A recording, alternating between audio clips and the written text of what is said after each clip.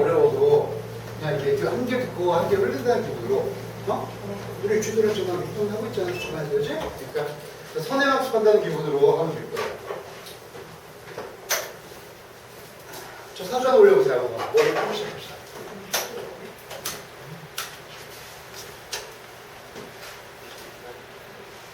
찾았어? 예? 아, 예, 찾았습니다. 어? 있지? 안 튀셔도 돼요. 뒤에 거는 이제 하나 올려보세요.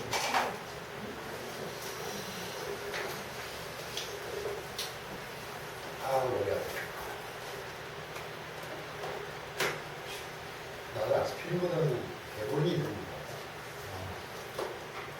사주 하나 올려보세요. 아무거나. 성황하시는 분들도 올리셔도 돼요. 아, 자, 안. 선생님 오늘 예, 생각하시는 예, 생각하시는 아, 예, 부담스럽네. 아무거나 올려보세요. 사주. 자기 사주는. 네, 하나 올려보세요. 그래서 정유, 일사,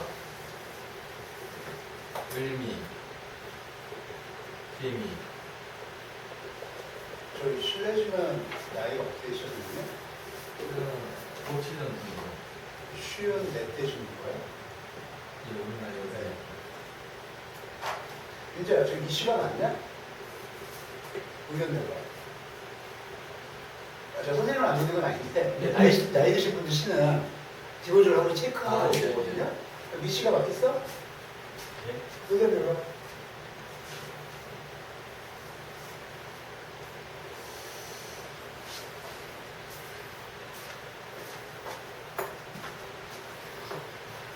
저 선생님 안 믿었네?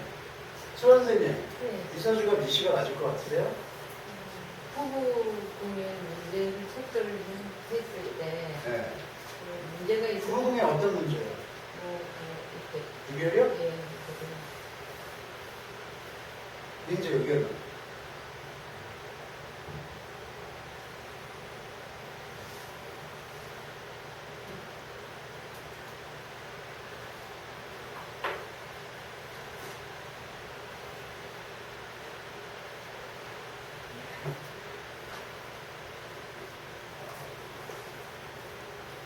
여시 의견은? 그 보통 통상적으로 현장에 나가보면 말이야 나이 한 40대 중후반 되신 분들 시를 대부분 확실하게 아는 분들이 적어. 선생님 하시던 54년생이시면은 유교동남 바로 직후가 되거든? 서울의 웬만한 부잣집 아니다 하면은 시를 명확하게 아시는 분들이 적어요. 시골 출신자들은 그런 분들이 많으시거든요. 그러니까 이제 100% 신뢰할 수가 없기 때문에 시를 한번 찍고 한번 검토해보고 들어가는 게 통상적인 예예요. 현장에서는. 왜냐면 이게 미래를 점치는 행위가 가뜩이나 비과학적이다 못하는 말들이 많은데 우리 사주 명리학을 하는 사람들이 시에 대한 확실한 근거 없이 할 수는 없잖아요. 그죠? 그죠? 그래 안 그래 이제. 예. 그치? 그럴 때는 통상적으로 보는 방법이 있는데 이 시라고 하시잖아? 그럼 전해 시, 오시. 미시다는 무슨 시야? 신시. 적어요. 사주를 위아래로 이렇게. 그러면 사주 3개. 그다음에 선생님께서 말씀하신 시에 빨간 밑줄 치고 위에 사주, 아래 사주, 말씀하신 사주를 비교하면 반드시 눈에 띄게 하나 나와. 인재야. 그런 식으로 한번 적어봐. 밑에 사주 위에, 개미 위에 그 임오시가 되지. 뭐. 그치? 그다음에 개미 다음에는 갑신시가 되지. 체크해봐요. 위에 사주 오시가 되면 사업은 화국이 되죠. 그죠? 그 다음에 신시가 되면은 어떻게 돼요? 원국에 없는 오행을 원국에 없는 수기를 사일축, 화자 축중개수나 미미에 도충한 축중개수로 모아다가 신중의 임수를 모아게 되죠. 그렇죠? 사실 굉장히 차이 나거든요, 지금. 그러니까 세 축의 특징을 잡아가지고 맞는지 안 맞는지 확인하면 되는 거예요. 민재 의견. 프로는 손님들이 말할 시를 일단 믿는 거 아니에요. 나이 드신 분들은. 항상. 그래 놓고 특징을 잡고 나서 시작을 하란 말이에요. 나이 드신 분들. 이게 두 가지 의미가 있어요. 손님들의 말을 못 믿는다. 단지 이런 의견이 아니라 이런 끊임없는 훈련을 해야만이 선생님들이 강해져요. 실전에서. 오케이? 자, 민재 의견 내봐.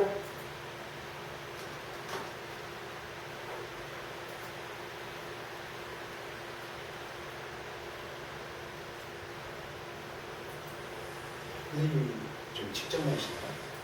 직업은 아닙니다. 다니신 지 그만두신 지는 한 3, 4년 되셨어요? 그런 분들. 공무원이요? 아니요. 일반 기업? 네. 외국 기업이요? 그건 아닙니다. 근데 이제 그 얘기를 대학 갈 때 재수하셨나요? 세수 안 했습니다. 그 다음에 장남이신가요? 예. 아들이 있어요? 예. 둘 다. 그 다음에 둘째는? 아니, 하나. 부인과는 이별 사전에 얼마 안 하시고요. 몇 시야?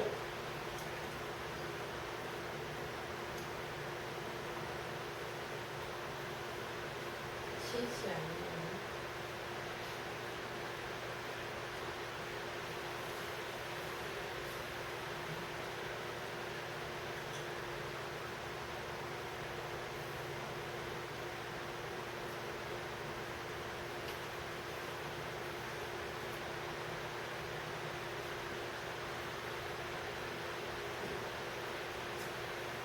선생님 작년하고 재작년에 사업을 생기셨었나요? 예. 사업을 하셨나요? 예. 그랬어요. 지금도 하고 계세요? 예. 동업자 바꾸셨어요? 저거 작년에 지금 혼자 하시나요? 아니 동업하고 있는데. 아직 그거까지 동업자 예. 바꾸신 거죠? 예. 창업하시는 분 바꾸신 거죠? 예. 이제 의견 내봐. 몇 시야? 근데 이렇게까지 찍어줘야 되지 이렇게 문자를 보면 죽는 수가 있다.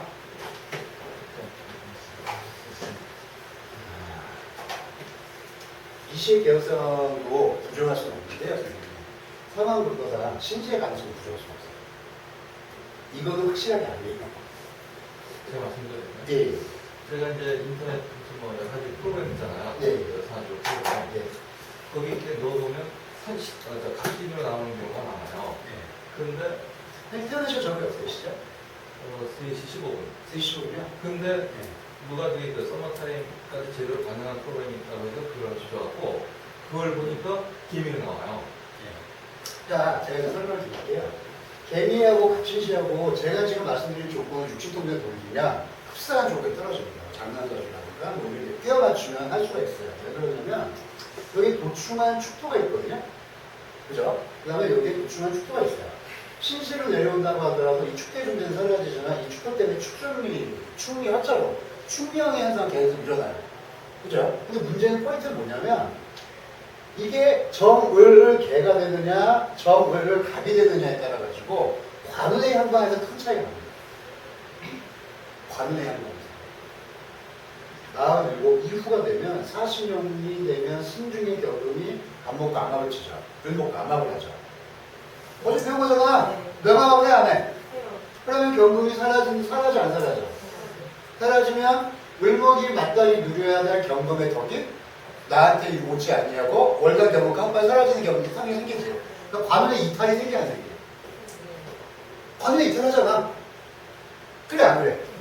그런데 포인트 을목 만약에 사신형을 하게 되죠.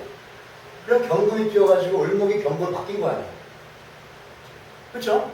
신중의 경금은 이 을목은 신금으로 신중의 경금은 또 다른 경금으로 바뀌게 되죠. 그렇죠? 그러니까 관의 교체야 관이 사라진 거야. 갖고 있던 관은 사라지고 새로 교체하게 되지. 그러니까 직장을 그만두면 쉬셔야 돼. 다른 형태의 관으로 답을 이어져야 돼. 그래 안 그래? 가르쳐 좀 해주라 안 해주라.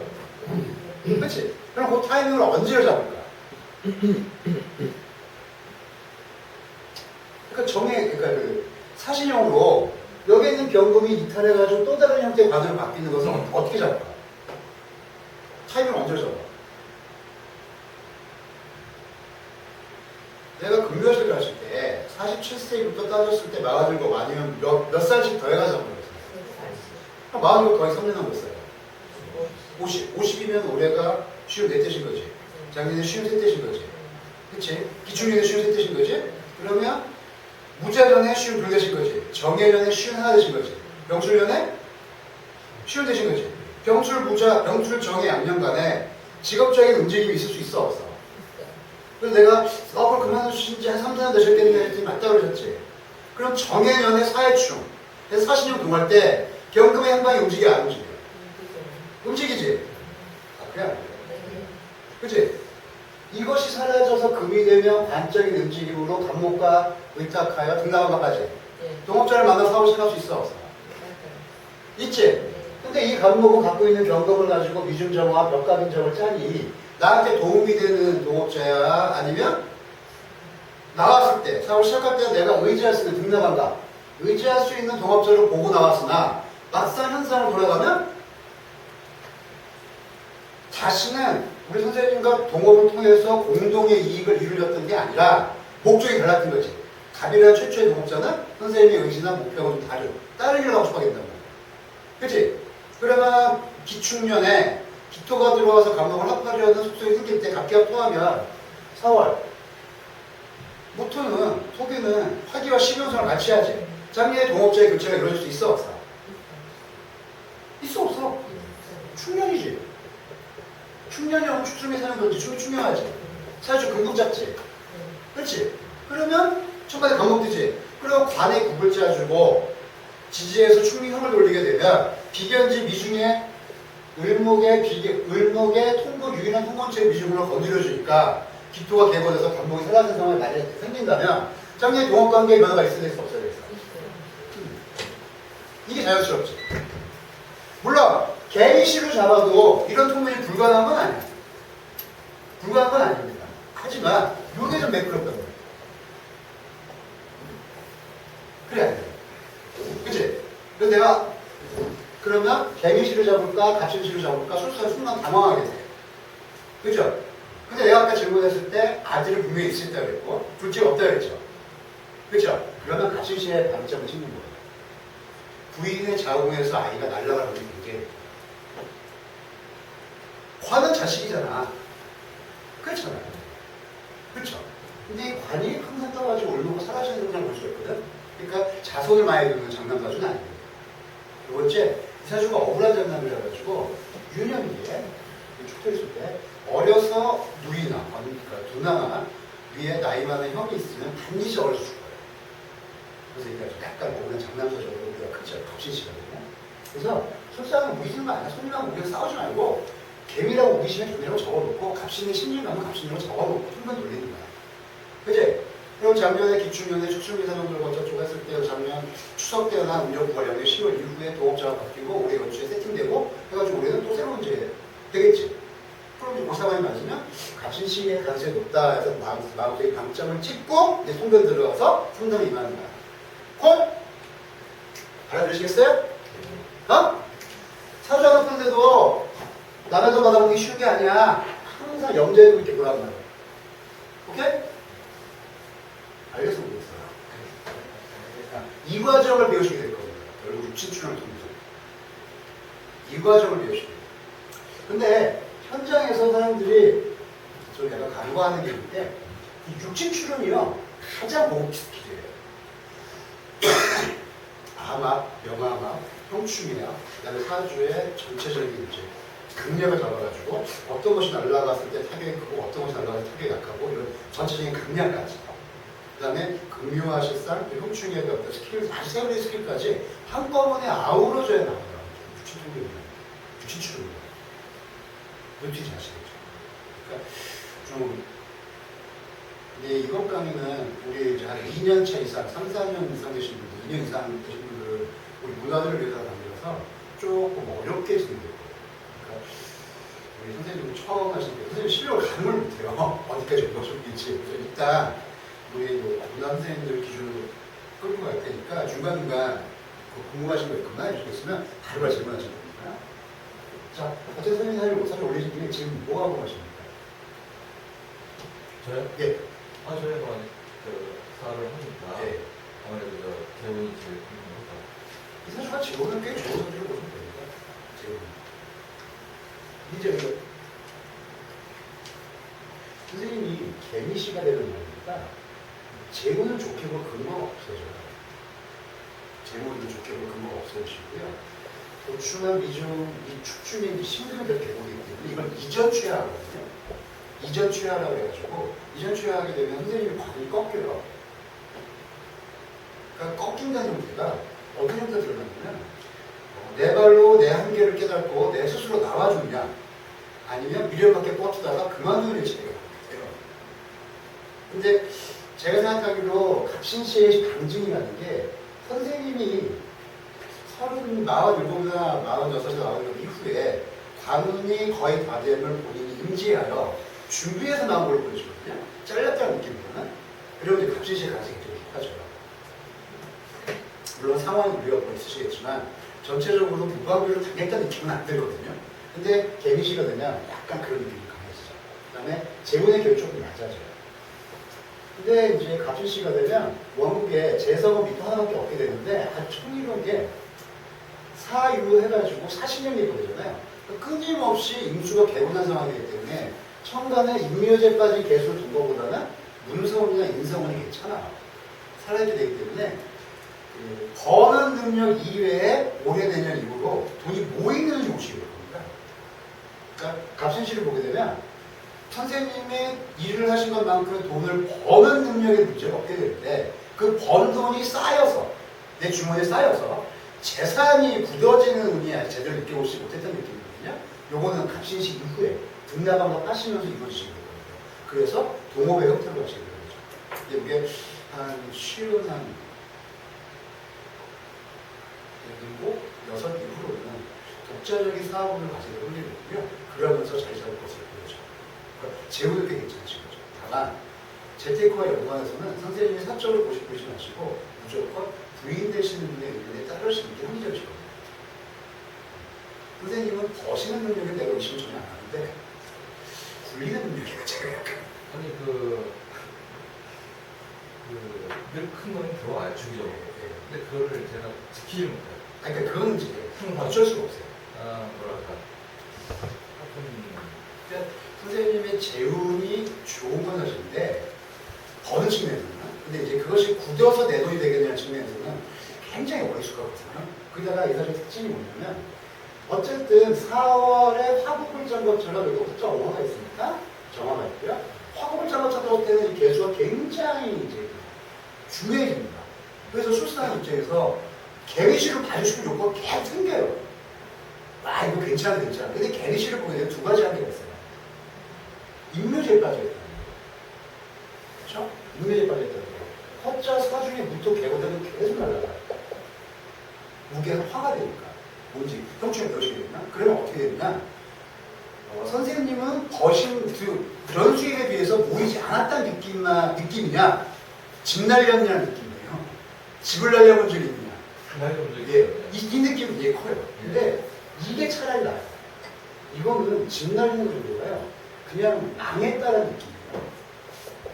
근데 사신형으로 임수 떨어지고 전임한목 되어버리는 거는 중간중간 평수 주저가지만 반드시 다음에 복구되고 또 망하고 이렇게 돼요. 루틴이 아시겠죠? 이거는 치명적인 한방이고요. 이거는 주기적인 한방이에요. 그러니까 주업에서 돈 벌고 부업으로 까먹고 주업에서 돈 벌고 부업에서 날려주고 계속 이 형태가 반복될 수 있는 게 48, 49까지 패턴이거든요. 저 갑신이 그렇다는 말씀이시죠? 그렇죠. 그러니까 본업에서 사업에서 벌고 예. 주식으로 말아먹고 그렇죠. 사업에서 벌고 주식으로 말아먹고 근데 이게 주기적으로 늘 반복돼요. 2, 3년을 주고. 돈 좀 쌓이면 날라가고. 말아먹고. 근데 개미씨가 되면 한 방에 한 큐에 그냥 푹 들어가는 느낌이에요. 손가락 배웠다가 아니라 손목에 내려갔다는 느낌이죠. 그러니까 이거를 보기 제가 좀 껄끄럽습니다. 그러니까 이런 스킬들을 이제 배워나가시는 게 유친출론의 진정한 의미가 되겠어요. 어려우고 싶을 것 같지만 알고 보면 굉장히 쉽습니다. 간단하죠? 이 사주의 인성을 어디로 보느냐? 신중의 임수. 정의만 뭐 가끔 날아가긴 하지만 지장간에서 날아간 거니까 타격이 안 크죠? 천간에 띄고 날아가는 타격이 크다. 즉 내가 가진 문서를 날리느냐 먹을 복을 싸우는 먹을 복을 날리느냐 차이죠. 그쵸? 그 차이입니다. 그것을 잡아주면 됩니다. 그럼 우리 선생님한테 손대를 어떻게 해야 될까요? 사이드 잘하지 말라 그럴까요? 아니면 주업에 열심히 하시고 재테크와 연관해서는 부인한테 일임하시려고 하면 될까요? 이게 가장 나쁘나 동백이죠. 그러면 갑신시다. 오케이? 오케이. 그러다 손님과 싸우지 마세요. 그냥 개미씨 우기시면 내가 쓰는 개미씨 속으로 갑신시다. 이러고 흥분해주시면 되는 겁니다. 지워. 근데 이놈의 육친출로는 사실은 힘듭니다. 제가 현장에 나온 지 17년째인데 17년 동안 하면서도 늘 힘들게 육친출로입니다. 끊임없이 자꾸 이제 과법이 발전하고 손님들의 니드 수준이 굉장히 올라가니까 옛날에는 뭐 기복 문제 있었지 뭐 엄마 수술했지 뭐 꼭 갔거든 아줌마들이. 요즘은 어디 수술했냐고 물어봐. 몇 살 때? 내가 우리 살려고. 어? 그럼 또 우리들은 또 어떻게 먹고 살려니까 죽어라 영어에서 맞춰요. 그렇죠? 자 이제 추출을 시작해야 되는데 오늘은 그 청강하시는 분도 있고 처음 오시는 분도 하시니까 제가 아주 무겁게는 안 들어갈 거고요. 인트로 정도로 아주 가볍게 들어갈 겁니다. 질문도 자유롭게 하시고요. 공부도 자유롭게 하시면 좋겠어요. 이 육친추로는 그 현장 소스할 때 밥이에요. 밥. 아무리 경력자여도 육친자들이고요. 나가서 입을 못 대면 할 말이 없어요. 굉장히 중요한 거니까. 저는 힘들더라도 꼭 쫓아오셔야 됩니다. 아시겠죠? 자, 선생님 현업할 거지? 목표가 그거지? 선생님 현업하실 거죠? 현업할 거지? 너도 할 거지? 선생님도 그러시길 바라시죠? 우리 뒤에 선생님도 하실 거지? 겹도? 대충 그냥 취미로 해. 선생님은 하실 거지? 여기 취미? 대충 하시고. 우리 선생님도 하나 원하시잖아. 목숨을 걸고 이거 목숨을 걸어야 되니까 육수치료는 나랑 바로 실패하지만 같아. 이게 안 되면, 그렇지? 육친치료를 하기에 앞서서 선생님들이 그냥 육친치료에 대한 기초 내용은 어떤 측면이 있으시냐면 근데 사주가 뭔지는 아시죠? 사주가 뭐야?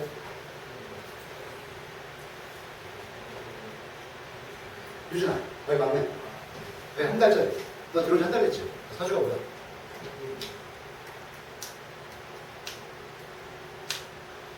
아이, 보름되네. 아이, 보름짜리. 예? 생육제가? 아, 규진아, 사주가 뭐냐? 사주가 어? 연우씨. 그게 정답이야. 넉사째 기둥자 쓰지 않나? 아니고요? 맞아요. 그게 사주예요.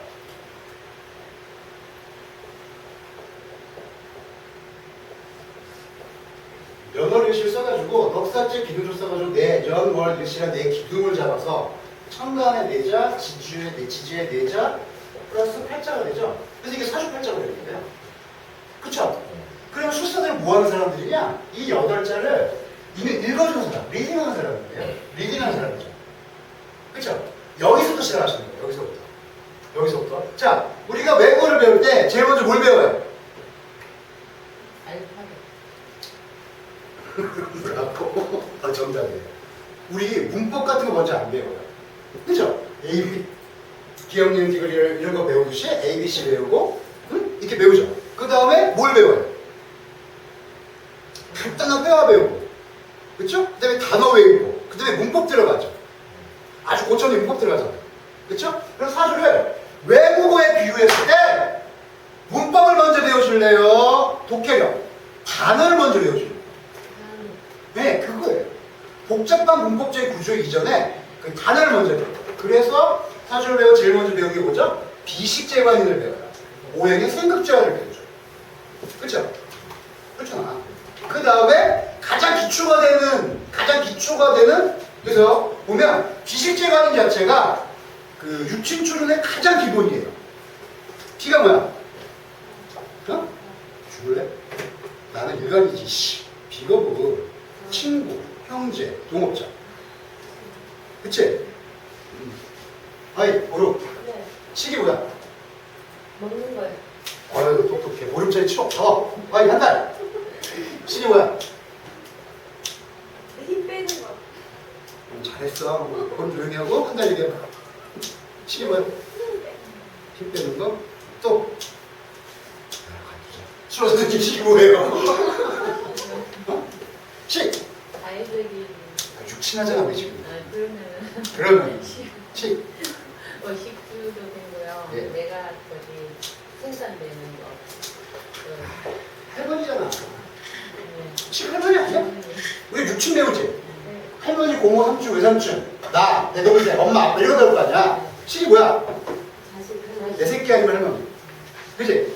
아니, 29살. 얘한테 식은 뭐야? 진로 할머니. 아니, 42, 41. 미안해. 식이 뭐야? 오. 똑같아. 똑같은 시기란단을 던졌을 때 여기는 진로나 할머니, 이 나이 때는 여기는 자식. 그치? 비식재관이라는 단어를 외우는 것 자체가 유치통변의 시작이에요. 그래 안 그래? 이것부터가 가장 기본이에요. 그래서 저는 이것이 되어 있을 거라고 믿어요. 되어 있으신 거죠? 이제 너 되어 있는 거 맞지? 예. 수업은 이렇게 있지? 네. 선생님 되지? 네. 선생님도 되시죠? 니들은 안 되지? 다음 주까지 안 되면 죽는다. 규진이 되지? 할아버지가 뭐야 그러면 규진아? 할아버지는 인서. 맞냐? 맞을걸? 딱히 들어봐 그죠? 제극이 나니까 아버지가 극하는 게 할아버지 맞잖아요 그죠? 이런 식으로 이제 주통 비식재관의 자체가 그 육친통의 시작인 겁니다. 그렇죠? 그게 가장 기본이에요. 단어로 외우고 난 다음에 문법으로 들어가잖아요. 그죠? 근데 선생님들이 모르는 단어가 하나 더 있어요. 단어장. 우리는 육친통변을 할 때 비식재관인으로 인성은 엄마, 식은 할머니, 뭐 이는 할아버지, 쟤는 아빠, 시어머니, 비는 형제 이렇게 다 따지잖아요. 그죠? 그렇잖아요. 이게 가장 기본이죠. 이 보이는 비식재관이라는 단어 이외에 가장 선생님들이 알고도 넘어간 단어장이 하나 더 있어요. 그게 뭐냐면 궁의 논리예요. 궁. 여기가 무슨 궁? 연이 무슨 궁? 주상궁이라고 다 알죠? 여기가 무슨 궁? 부모궁. 여기는 배우자 자리, 내 자리. 그치? 여기는 자식궁이라고 배웠어요. 그쵸? 그럼 이것도 단어가 돼야 안 돼요. 그쵸? 그럼 여기에 있는 오행들은 누굴 상징해요? 할머니, 할아버지 상징하겠죠? 여기에 이 기둥에 있는 오행은 누구 상징해요? 엄마, 아빠 상징하겠죠? 여기에 이 기둥에 있는 이 궁에 있는 오행들은 누굴 상징해요? 나나 배우자 상징하겠죠? 그쵸? 자식궁에 이 기둥에 있는 두 개의 오행은 누굴 상징해요? 자식을 상징하겠죠? 그쵸? 궁의 논리에서 나오는 단어와 단어장의 단어와 비식재관에서 나오는 단어로 두 개를 믹스하는 것부터가 유치동변의 시작점입니다. 가장 적업하지만 제일 보고스킬이에요. 응? 자, 우리 선생님 명조가 뭐였지? 아까 내가 외우기를 정, 을, 대였어. 그쵸? 근데 내가 의심하기를 정, 을, 갑이래. 그치? 그죠? 첨가만 놓고 볼까? 여기는 이제 이렇게 돼 있겠죠? 그쵸? 여기가 누구야? 조상이지. 조상이니까 할머니 할아버지 거 아니에요. 그죠? 그러면 지지는 보통 첨가는 하늘의 뜻 기운이고 지지는 땅의 기운이지. 여기가 할배. 여기가 할머니. 이렇게 되겠지. 할아버지가 있어야 될 자리 뭐가 있어요? 할머니가 있다. 자 보세요. 궁의 단어장으로는 이 부분이 할아버지가 맞죠? 그래요. 그래요. 그쵸? 근데 비식재관이라고 따져보니까 식성은 할머니잖아요. 그러면 궁의 단어장과 비식재관에 대한 단어장이 충돌을 해야 안 해요? 어떻게 충돌을 해요? 할아버지가 있어야 될 자리 할머니가 있는 거죠. 그러니까 이거 약간 언밸런스 해야 안 해요? 아까 언밸런스 하죠? 근데 선생님 혹시 추명가라는 책 아세요? 추명가? 봤어? 혹은 그 자평균제를 공부하다 보면 연간이나 월간에 칠삭되는 걸 굉장히 꺼려합니다. 아니야, 그 식신상 같은 걸 굉장히 꺼려해요. 그쵸? 보통 연간이나 월간에, 특히 연간에 식상이 뜨면 할아버지 때 가문에 문을 닫았다는 통들이 많이 나와요. 가문에 문을 닫는다. 할아버지 때 뭐 망한 거야. 왜 그럴까요? 자, 할아버지가 돈 버는 사람, 할머니가 돈 버는 사람. 원칙적으로는 남자가 일하고 여자 살림해야 되잖아. 그 원칙 근거에 보면 우리나라 같은 유교권 사회에서는 사회적인 제약도 많았을 거고. 그렇잖아. 그 할아버지가 있어야 될 자리 할머니가 있다는 얘기는 할아버지 역할을 누가 했다는 얘기야? 할머니가 했다는 얘기지. 그럼 상대적으로 할아버지가 잘났다는 얘기야? 못났다는 얘기야? 할아버지가 못났다는 얘기지. 그럼 가문의 문을 닫아야 돼? 가문이 문해야 되겠어? 아니야. 할머니 모르고 가문도 할 수도 있잖아. 그건 21세기에 있고 할아버지 할머니 이분 나이 때 할아버지 할머니 시대 때는 일제시대나 중국시대 말리고 될 거 아니야. 아무래도 좀 어려웠겠죠? 그래서 연말에 식상 뜨면 가문의 조상의 운을 갖고 할아버지. 왜? 얼마나 할아버지가 온났으면 할머니가 할아버지 역할을 하니 이가 되니까. 그렇죠?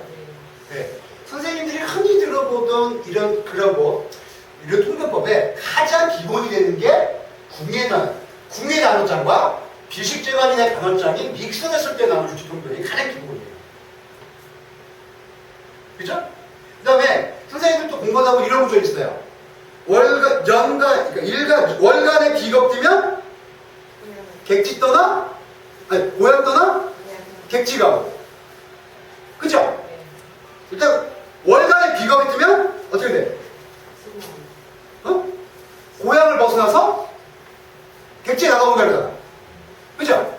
자, 그럼 이거 뭐야? 월간은 궁예 논리상 누가 있어야 될 자리야? 어? 아빠가 있어야 될 자리죠? 아버지가 있어야 될 자리 지금 누가 있어?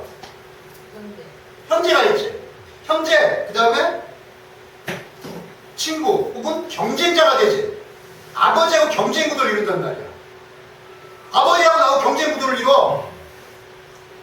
아버지가 있으면 내 아버지 시켜주면 돼. 시켜주라고 살면 돼, 안 돼요? 그럼 아버지 밑에 살아도 되지. 근데 아버지하고 대등하거나 경쟁 구도를 이뤄. 그럼 아버지가 집을 나가야 되겠니? 내가 나가야 되겠니? 내가 나와야 되죠. 그래서 자연스럽게 월간의 비겁이 뜨면 고향 땅 등지고 라는 말이 나와요. 이게 다 육친통변의 기본적인 메커니즘이에요. 아주 적었다. 가장 밑바닥의 메커니즘이죠. 근데 맞아요. 골 때리는 건 맞는다는 거죠. 그죠? 맞는다는 거죠. 그 다음에 우리 선생님께서 이제 자식 자리에 누가 있어? 아니 값진 시간 안 가요. 비겁이 있어. 자식이 자식 따와야 돼. 나한테 안 먹어야 돼. 자식 따와야지. 근데 새끼가 안 먹어. 좋은 새끼 나쁜 새끼. 나쁜 새끼지 이거 사실 없지. 그치? 그럼 통상적으로 임상학적으로 어떤 증상이 들어가? 만약에 이 사주의 구조에서 등나반갑이라는 거죠 이거를 식간론상 등나반갑이 유리한 구조를 짜주면은 내 자식이 조숙해서 아버지한테 만만한 것을 아버지 입장에서 건방지고 반항한다고 느끼겠어. 아, 내 새끼 똑똑하고 조숙하다고 느끼겠어. 만약에 간목이 기신이면 내 새끼 댐비드네. 아니 간단한 논리로 간목이 희동신이면 아유 똑똑한 내 새끼 의지되네. 어떻게 느끼겠어? 내 차이죠. 그죠? 이런 게 육친통변의 가장 기본이에요. 이분은 아트는 자식 자리에 뭐가 있어요? 친금, 관이 있죠. 남자 사주에 자식은 관이지.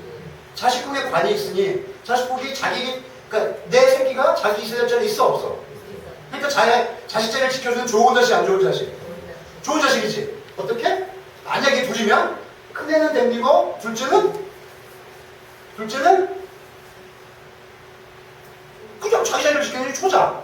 우리 선생님 지금 하나면 속마음은 자식 같은데 겉으로는 좀 댐비고 좀 이렇게 사춘기를 좀 심하게 알아서 아버지가 한마디 두마디 하고 이런 거 보여 안 보여? 보이지만 미워 안 미워? 왜? 속으로 내 새끼가 맞으니까. 그치? 약간 반항적인 특성은 보이는데 새끼는 맞지. 이런 통변이 가능해 아니야? 이게 두 가지 나왔죠. 비식재관인이라는 육체통변의 단어장하고 궁의 논리. 그러니까 섞어졌을 때 나오는 아주 기본적인 거. 우리 선생님 그거 배운 거 아니야? 지난주, 이번주 통틀어. 그치? 이제 이번 주 좀 어려워하긴 했지만 가장 기본적인 단어장이 이거가 되죠. 그죠? 여기서 끄떡거리지 마. 선생님들이 아직 문법 하나를 정리를 알아준 게 있어. 자, 그렇다면 자식이 하나라면 지지는 감추어진 속성, 청감은 드러난 품성이라고 나눠지지. 그러면 문법판을 발견한 거야, 우리가. 겉으로 보이는, 예를 들어 자식 하나로 봤을 때 사람은 그냥 이중적이지. 응?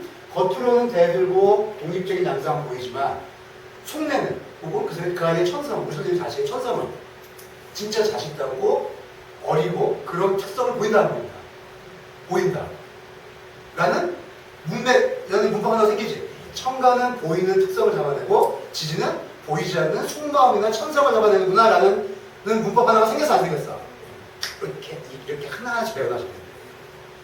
영리는 어려운 스킬이 아니라 간단한 스킬에서 규칙성을 잡아나가는 마무리. 리딩이죠, 리딩. 아시겠죠? 할아버지가 있을 때 누가 있어? 할머니가 있지? 엄마가 있어야지? 할아버지 무능했나 했다가 내 무능. 끝. 말씀드려요. 예. 그 할아버지는 일찍 돌아가셨거든요. 그래서 할머니가 집안에 계셨죠. 아니, 그냥 이렇게 돼요. 사주가 되면 그냥 뭐, 우리는 이렇게 확인 안 해요. 그냥 이렇게 살게 돼 있어요. 이렇게. 그리고 저 시주를 개미로 보게 되면 어떻게 해서 되나요? 개미가 되면 개수는 이제 인성, 어머니가 되거든요. 어머니가 자식 궁에 있다는 의미가 되죠. 그렇죠? 그러면 엄마를 키워야거나 내가 늙어서까지 어머니를 보호한다는 의미가 있어요. 아, 사실요? 예, 모친을 모신 선생님이 엄마를 개수를. 아, 제가? 네, 그러니까 장남이 되는 거죠, 부모 모시는. 예, 예. 네, 그 다음에 자식이 엄마 같아요. 엄마는 어떤 존재죠? 나를 키우고, 나를 안정시키고, 나를 공부시키는 고마운 존재잖아요. 그럼 자식이 선생님을 키운다는 의미가 있어요. 그럼 어떻게 돼요? 선생님이 무능해집니다. 자식이 선생님이 늙어서 자식밥을 먹어야 된다는 강렬한 그런 얘기거든요. 그렇죠? 그런 값이는 아니에요. 선생님 값이 맞아요. 제가 그렇게 신신지 지금까지 개미를 봤는데 네, 그러니까 약간 언밸런스 비슷한데 한 2%에서 5% 부족한 느낌으로 계속 하시는 거예요. 한계가 안 맞아. 뭔가 비슷한데 이런 느낌을 하셔서 그래서 똑똑하고 열린 효자들을 두었을 때 사춘기 선생님 나이 먹게 되면 중고등학교, 고등학교, 대학교 같이 되면 상당히 반항적이에요. 네, 좀 반항적인 걸 한번 꺾어줘야 됩니다. 그러나 본질은 자식이니 찻장 안에 태풍으로 끝납니다. 집 나고 애들 병 이렇게 안 갑니다. 내 새끼 안 그러더니 그러다가 마음이 들겠죠. 아니, 나갔다가 3일 만에 들어오고. 상의가 간단하지 않아요. 이 정도로 이제 마무리되는 겁니다. 그 정도. 근데 문제는 여기가 46에서 7살이 되거든요. 근데 보통 사춘기 몇 살이에요? 15세에서 18세가 가장 간절합니다. 그렇죠? 그럼 선생님 40에서 47에 15, 18세 아들을 두려고 결혼 몇 살에 해야 돼요? 늦어도 33이나 33 밑으로 내줘야 돼요. 그렇죠? 딸리면 29에서 33 사이에 해줘야 됩니다. 그렇죠? 근데 이 사주가 관이 자꾸 날아가긴 하지만 그 4월생임을 감안하면 금은 온전하죠. 그죠? 네. 그럼 이런 경우들은 통상적으로 결혼하면 바로 아이를 낳습니다. 네, 맞습니다. 네, 결혼하면 바로 허니문 베이비라고 할 정도로 아이를 갖고 결혼하시든지 바로 그런 아이를 낳습니다. 그러면 지금 선생님의 나이를 여기 29에서 33까지 결혼식을 잡아주는데 선생님이 말씀하신 거를 과거형으로 말씀하셨던 거로 그렇죠? 지금 아이의 나이가 몇 살 정도 됐을까요? 22에서 3 정도 잡아주게 되면 결혼시기를 30, 30까지 잡아줘요. 네, 맞습니다. 이렇게 하셔는 거죠. 이게 육중동변입니다. 다 맞다. 이게 육중동변입니다. 자, 이런 을과 시간에 갑을 띄워서 46, 7세를 언저리로 내 아들의, 내 딸의 반항기를 겪어줘야 되니 아이를 언제 낳아야 돼? 그 시기에 사춘기 겪을 만한 나이에 낳아줘야 되죠. 코미디 같은데 이게 명리예요. 이게 리딩이에요. 여기에 우리가 동원한 법수는 국의 논리, 연궁은 조상궁, 월궁은 부모궁, 일궁은 나 배우자, 시주는 자식궁의 비식재관이에요. 이 두 단어장을 섞어서 청가는 표면적인 특성을 드러내고 지지는 내 본질적인 내면의 속성을 드러낸다 라는 간단한 문법 하나 가지고 유추하는 겁니다. 그 다음에는 보통 사춘기는 15세에서 18세 사이에 일어난다 라는 가정을 잡고 결혼시기를 잡으면 답 나오죠. 이게 육친통계예요. 가장 기초적인 지식을 상대로 사회적인 통념, 사춘기는 몇 살이 오지? 라는 사회적인 지식 기반을 베이스로 찍어내는 거예요. 아시겠죠? 이래서 명리가 제일 쉽고요. 제일 어렵습니다. 차라리 복잡한 공식이 있으면 어렵지만 그 공식만 이해하면 돼요. 근데 이놈의 명리학은 공식이 졸라 쉬워요. 다만 응용을 하기가 너무 겁나는 거죠. 그래서 이게 우리도 술사라고 그러잖아요. 술자가 그냥 맛있는 술 할 건 말고 예술할 때 그 술자예요. 무슨 아시겠죠? 이런 간단한 원리에서 하나하나 시작을 할 거예요. 무지하게 쉽죠? 사실 제일 쉽다니까? 너무 쉬워. 라고 꼬셔놓고 이제 죽는 거지. 문화로 들어오면 이제 죽어.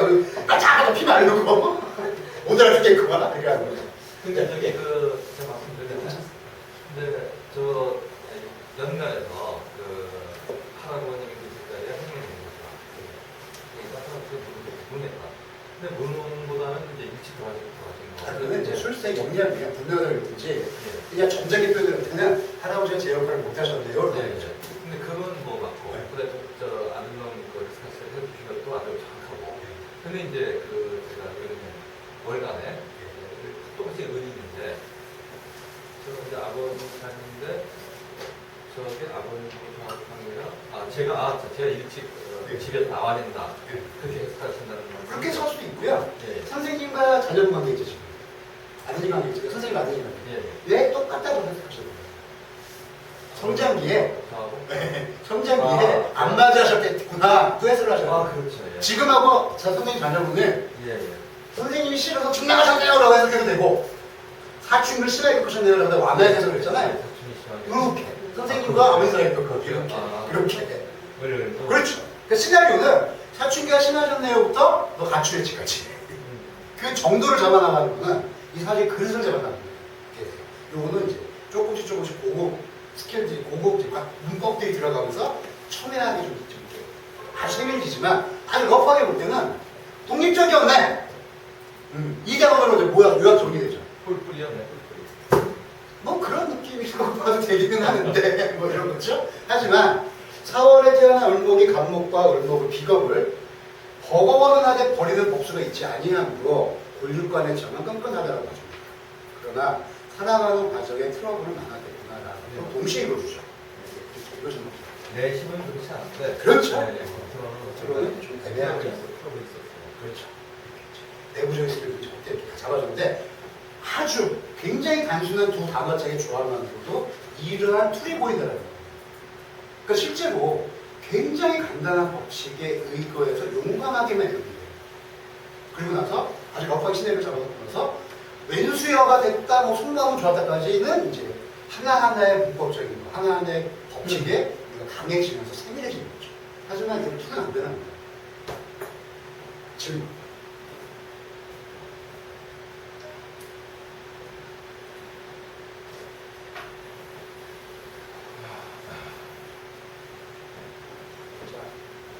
자, 설문 줄 테니까 질문하실 수 하십시오.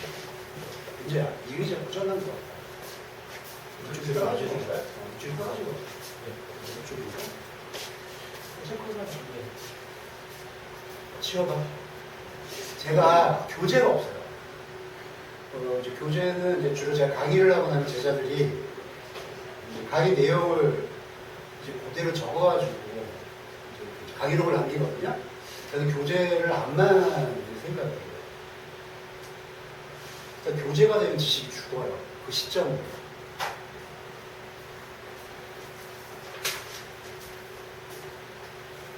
질문을 하십시오.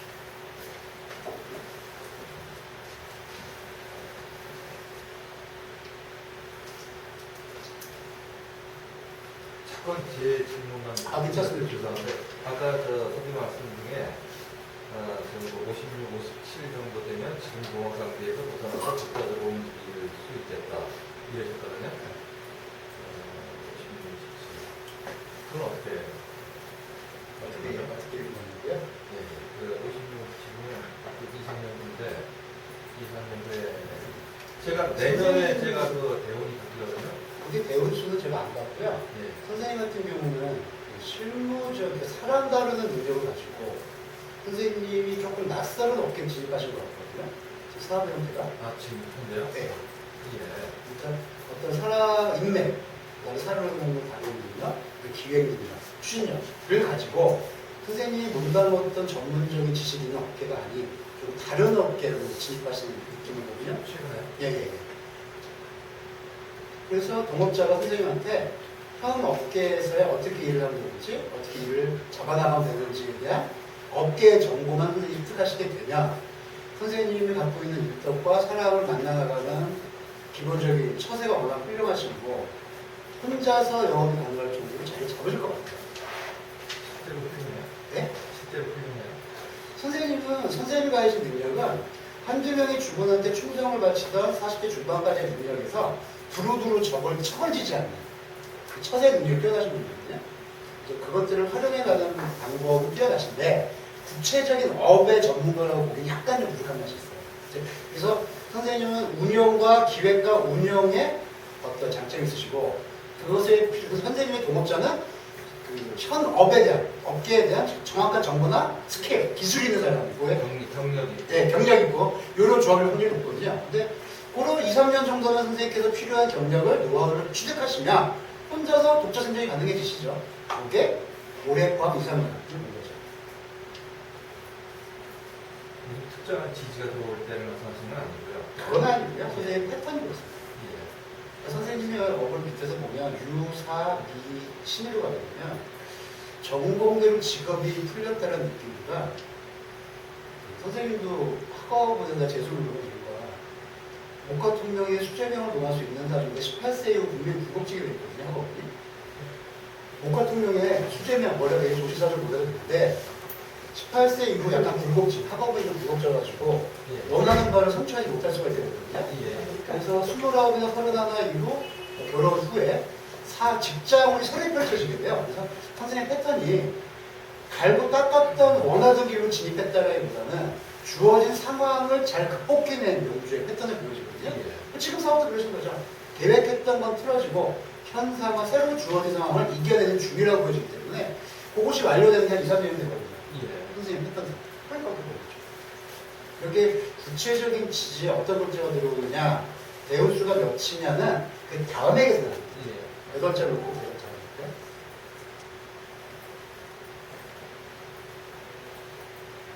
네, 또 질문하실 분 하십시오. 어떤 일을 하고 계신지 여쭤봐도 어떤 일을 하고 계신지. 아, 저요? 네. 납품이죠.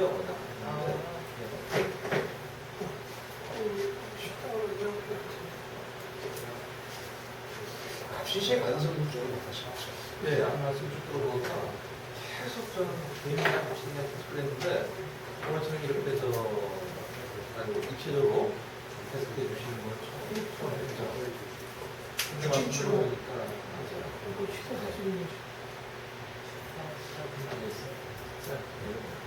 특히나 이 부모, 제 아들하고 저의 관계에 대해서 말씀해 주시는 걸 보니까 명쾌해지네. 형님 보신 이 방법 딱 들어볼게요.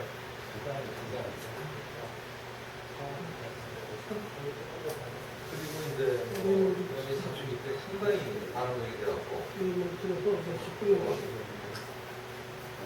그 다음에 이름을 지금 안 하고 그 다음에 이제 뭐 애기 나가서 뭐 감사합니다 뭐 이런 것도 있고 그런데 표현을 안 하는데 이런 거 내실 때도 꽤그 생각을 한단 말이에요.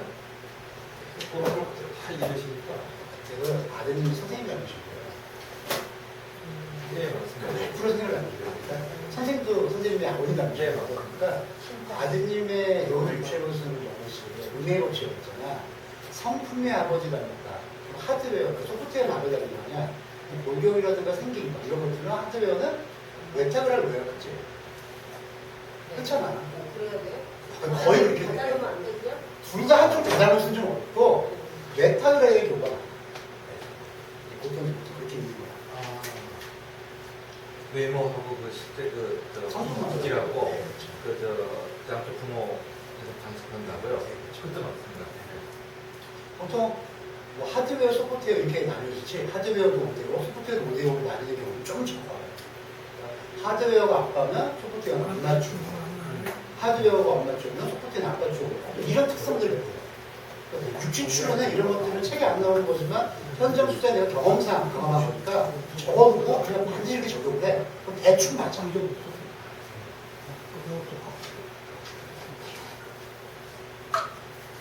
네, 애들을 키우는 게 나는 이제 아들이 이제 우리 몇 살인지 몰라 내가 내 새끼 근데 키우다 보면 어렸을 때는 안 닮았다는 성격 소리 듣는데 크다 보면 날 닮은 것 같아. 그런 건 좀 있어. 특성은. 뭐 그냥 그렇지. 우리 아들이 내 성격 닮아서 모르겠어.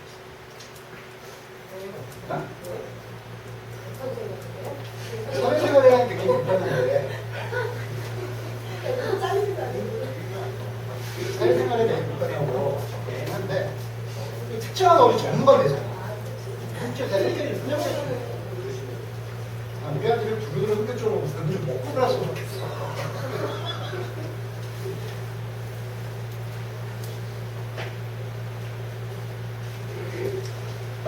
자, 선생님들 지금까지 하신 거 요약 정리해드리면 사주는 리딩하는 겁니다. 사주 8절을 리딩하는 겁니다.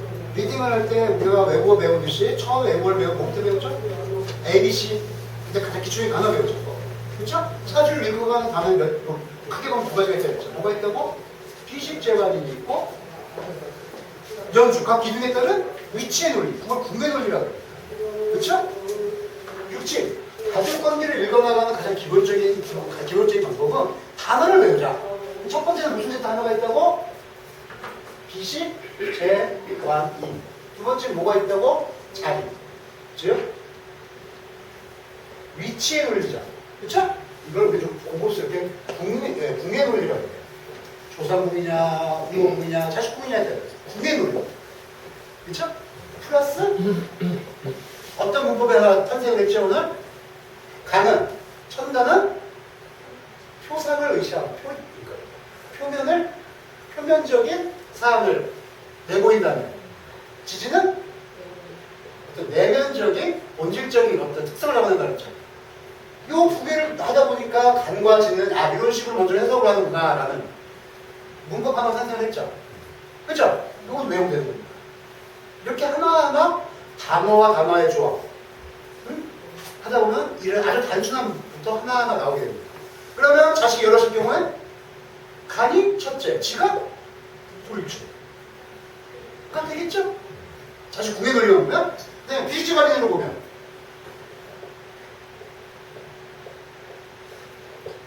선생님이 정, 을, 갑이라고 치고 신, 이, 사, 유라고 쳤을 때 관이 여기에 하나 있죠. 관. 그죠? 여기에도 관이 있죠. 그래 안 그래요? 그렇죠? 이게 진짜 재밌는데요. 여기가 조상궁이죠. 그렇죠? 나보다 먼저 태어난 거잖아. 여기 있는 관이 첫째. 아버지가 할아버지, 아버지, 나 자신이죠. 밑으로 내려가서 계급이 낮아지죠. 여기가 첫째, 둘째, 셋째, 넷째. 차례상은 이해되시죠? 근데 그 선생님은 애기가 하나잖아. 태어나서 처음에는 애가 되게 조숙한 줄 알았다? 근데 키우고 났더니 역시 애는 애들아. 이렇게 되는 거예요. 어리석고 모자르더라. 애는 애들아. 키울 땐 똑똑하고 조숙한 줄 알았어. 할아버지만요. 근데 나중에 어떻게 돼요? 애는 애구나. 이렇게 됩니다. 묶어서 하나니까. 근데 만약에 둘이었으면 큰 애는 조숙하고요. 애긴 애네요. 이렇게. 하나면 하나가 둘의 특성을 다 보여야 되지. 조숙한 줄 알고 방심했더니 갑자기 뒤통수를 때리더라. 뭐 이렇게 가는 거죠? 이것도 재미난 통면법이에요. 자기의 논리에 따라가지고 이런 문법이 하나 생겼죠. 비식재관으로만 단순히 봤을 때는 시기, 남자한테 자신 관이잖아요. 관이 연, 월, 일시의 인대 위치를 따져가지고 큰애, 둘째, 셋째, 넷째. 근데 뭉뚱그리 하나일 때는 어렸을 때의 모습, 좀 커서 모습, 나이 들어서의 모습을 나눈단 말이에요. 아시겠죠? 조숙한 줄 알았더니 후회는 내네. 후면 끝. 이렇게 되는 거죠. 이런 것까지 또 하나의 문법을 배우신 거예요. 관이 여러 개 있을 때는 일간을 중심으로 위에 있을수록 큰애, 월을 일간을 중심으로 밑으로 갈수록 막내. 내가 하나일 때는 내 아이를 키우면서 느꼈던 심상들. 조숙한 줄 알았더니 어린애. 근데 만약에 여기에 관이 없고 여기에만 있으면 어렸을 때나 키울 때나 그냥 내 새끼네. 내 새끼네 그냥 어린애. 아유 이거 언제 절기나.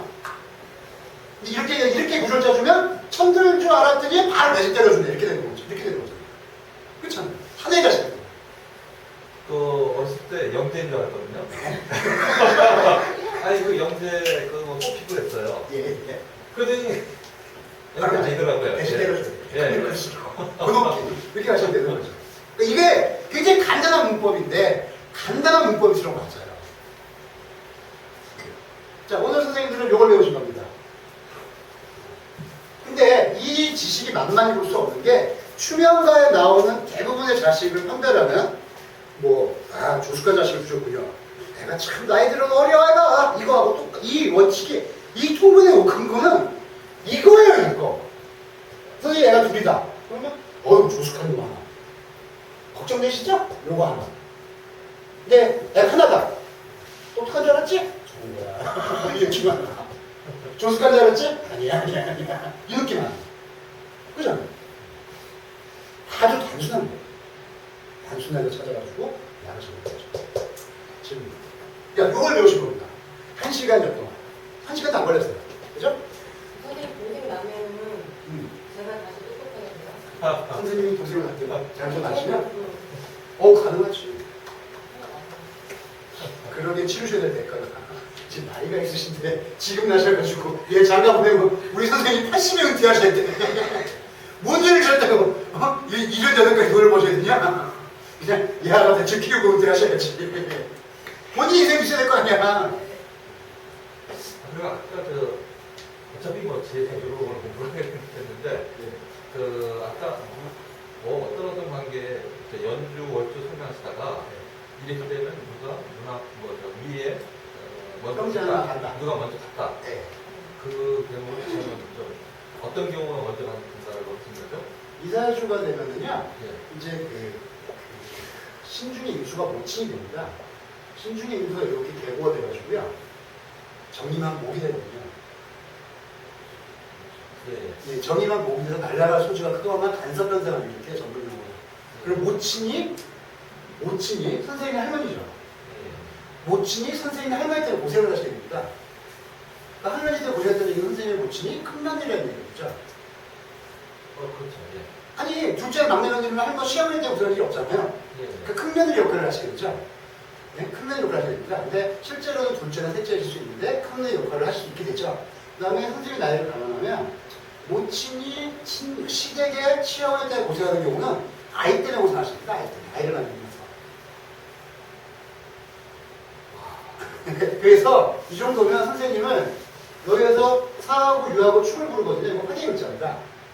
화계의 글자에 축주 개수가 있거든요. 어머니와 그러니까 관은 또 이게 쟤는 또 이제 어머니가 절에 가서 기도해 나온 자식이거든요. 선생님.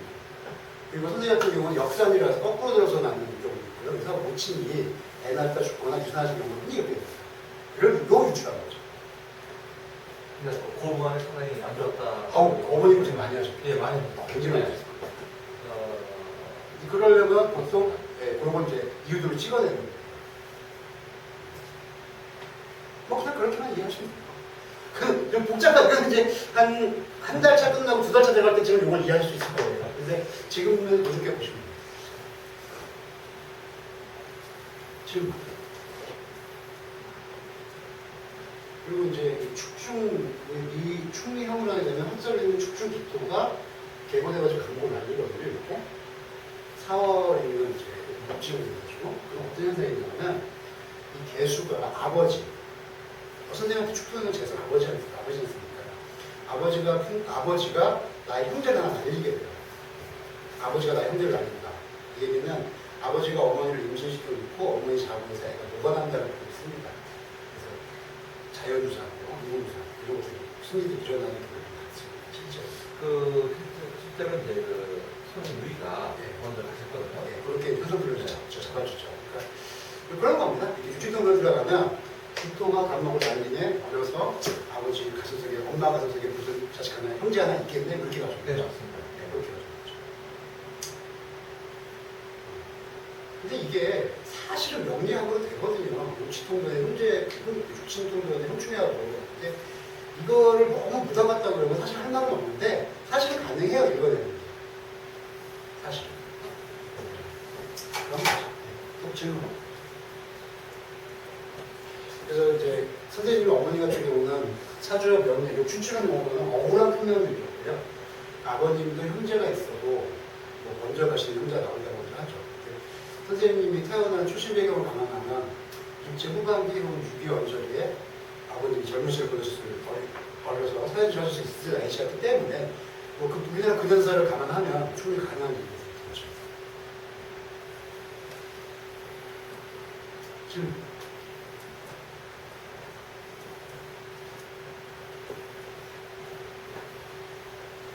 인수가 떠가지고 정화랑 이제 합의 되는데 그 병지에다가 이게 합의 완전히는 안 되죠. 그치 완전히는 안 되지. 그러니까 불가분 불가원이라고 그러지. 합의 되어버리면 할머니든 어머니든 둘 중에 한 분이 그 상을 승복을 하거든. 한 합의 합거가 되면 승복이 되잖아요. 근데 합의 불합리하게 되면 합을 인정치 못해서 계속 이렇게 자기 입장차를 고수하고 싸워야 되잖아. 그러니까 이제 마음고생이 더 심해지는 거지. 어머님도 고집 세시고 할머니 장난 아니셨는데 이렇게 딱 그냥 딱 가는 거예요. 합거가 돼버리면 아휴 어머니 합수를 못하고 고생 많이 하셨네 이렇게 하면 되는데 합거가 안 되잖아 지금 병지가. 그러니까 정화는 정화 입장 고수하고 임수는 임수 입장 고수하고 둘이 죽어도 하면 안 되실 때 이렇게 가버릴 수 있게 되는 거죠. 할머니보다 어머니가 고생을 하신 거죠. 그건 대한민국에서는 보통 시어머니보다 며느리 고생을 해. 요즘에 내가 천년이 거꾸로 되니까 그 시어머니 고생을 하지.